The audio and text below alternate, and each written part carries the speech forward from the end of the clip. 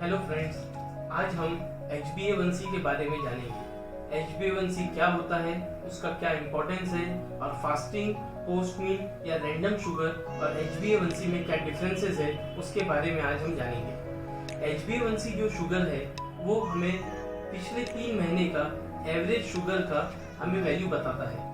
HbA1c से हमें ये पता चलता है कि पेशेंट्स के पिछले 3 महीने में शुगर कंट्रोल्स कैसे थे। जब हम फास्टिंग या पोस्ट मील लेवल्स चेक करते हैं, जो ऑलमोस्ट सारे पेशेंट्स को पता होता है, डायबिटीज पेशेंट अक्सर घर पे या लैब में अपने फास्टिंग लेवल्स या खाना खाने के 2 घंटे बाद के लेवल्स को चेक करते रहते हैं। या पेशेंट्स जब ओपीडी में डॉक्टर को कंसल्ट करते हैं तब उस टाइम पे उनका रैंडम शुगर चेक किया जाता है।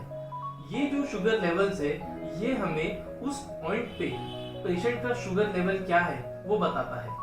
एक एग्जांपल के तौर पे अगर पेशेंट मॉर्निंग में या इवनिंग में ओपीडी आता है और अगर उसका शुगर लेवल चेक किया जाए तो उस टाइम पे उसका शुगर लेवल कितना है बॉडी में वो हमें पता चलता है। That is called as random blood sugar. या अगर खाली पेट सुबह या खाना खाने के 2 घंटे बाद किया जाए तो उससे हमें फास्टिंग या पोस्ट मील का लेवल पता चलता है। ये जो टेस्ट है फास्टिंग, पोस्ट मील या रैंडम शुगर, ये हमें उसी एक पर्टिकुलर दिन या उसी पर्टिकुलर एक टाइम का शुगर लेवल्स बताते हैं। बट जो एवरेज शुगर है या पिछले कुछ दिनों में उसका शुगर लेवल्स कैसा है वो हमें पता नहीं चलता है।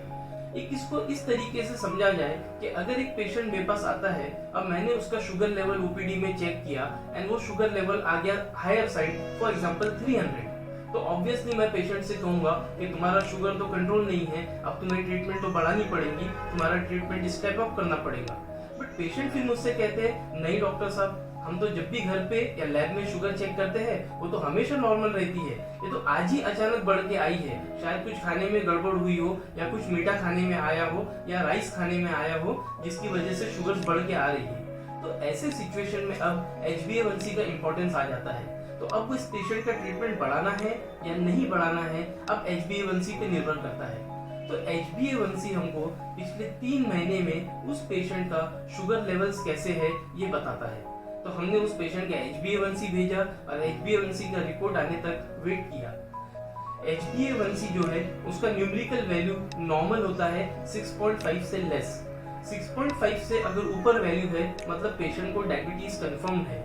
7.5 तक अगर आता है मतलब पेशेंट का डायबिटीज अच्छे कंट्रोल में है। और अगर 7.58 के ऊपर वैल्यू जाती है इसका मतलब पेशेंट का जो डायबिटीज है वो कंट्रोल भी अच्छा नहीं है और फिर पेशेंट्स को डायबिटीज कॉम्प्लिकेशंस होने के भी चांसेस ज्यादा होते हैं। तो अब इस पेशेंट का जिसका शुगर लेवल 300 था उसका HbA1c रिपोर्ट आया and it comes out to be 7।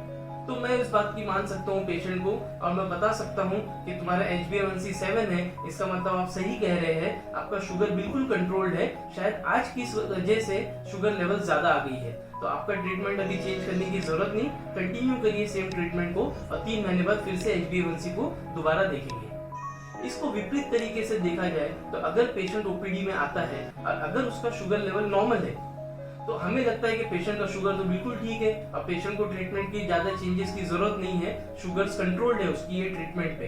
But अगर उसका HbA1c किया जाए और उसका HbA1c आ गया 10 या 11, 10 और 11, इसका मतलब है कि पेशेंट का शुगर लेवल अभी तो नॉर्मल है ओपीडी में मगर उसका घर में पिछले 3 महीने से शुगर लेवल्स नॉर्मल नहीं है, क्योंकि HbA1c बता रहा है कि 3 महीने का एवरेज जो 7 तक चाहिए था वो बढ़ के 10, 11 तक चला गया है।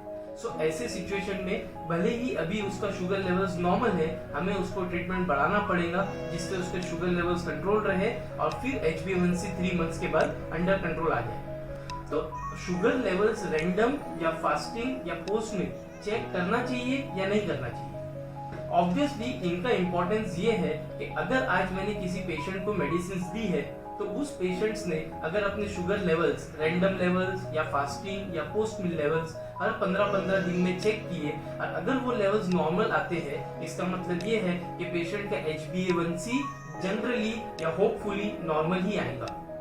लेकिन अगर पेशेंट्स के फास्टिंग या पोस्ट मील लेवल्स ज्यादा आ रहे हैं तो फिर पेशेंट को 4 महीने तक वेट करने की जरूरत नहीं है। या पता चला फास्टिंग ही 300 आ रहा है या खाने के बाद का शुगर 400 आ रहा है, तो पेशेंट वेट थोड़ी करेगा कि HbA1c 4 महीने के बाद 10 या 11 होगा फिर मैं डॉक्टर को कंसल्ट करूंगा। इसका मतलब है कि उसको तुरंत कंसल्ट करना पड़ेगा क्योंकि उसके रेगुलर लेवल्स जो है वो ज्यादा आ रहे हैं।